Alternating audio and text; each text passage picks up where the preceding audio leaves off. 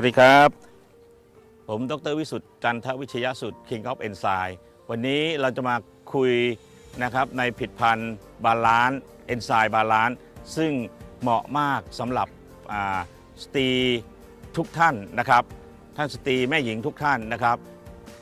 ตัวผลิตภัณฑ์เอนไซม์บาลานซ์นี้นะครับประกอบด้วยสมุนไพรจากธรรมชาติ 100% นะครับ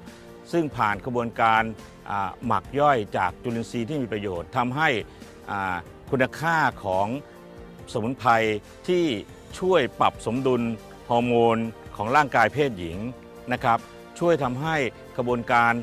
ตกไข่กระบวนการรอบเดือนเป็นไปอย่างสมบูรณ์นะครับสามารถใช้ในการรักษาท่านสุภาพสตรีที่มีปัญหาเรื่องเนื้องอก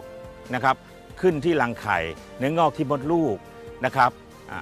และทำให้รอบเดือนมาเป็นปกตินอกจากนั้นนะครับยังช่วยทำให้ผิวพรรณ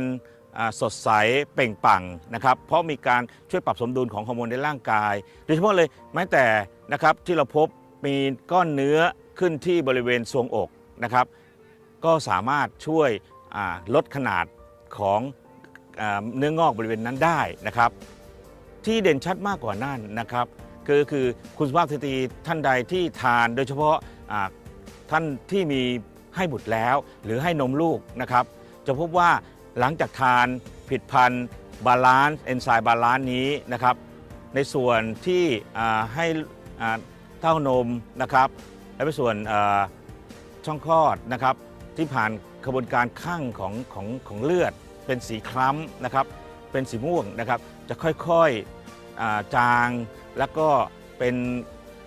กระชับกล้ามเนื้อจะกระชับมากขึ้นนะครับวิธีการทานนะครับเราแนะนำให้ทานเช้านะครับ1 เม็ดนะครับก่อนอาหารและตอนบ่ายประมาณบ่าย2บ่าย3อีก1 เม็ดนะครับท่านทานติดต่อกันระยะเวลาประมาณ 1-2 เดือนนะครับท่านจะพบเลยว่านะครับนอกจากที่บริเวณหุ่นของท่านนะครับจะลดไขมันลงแล้วนะครับอกกระชับนะครับบริเวณส่วนที่กระชับนี่ก็กระชับมากขึ้นนะครับข้อดี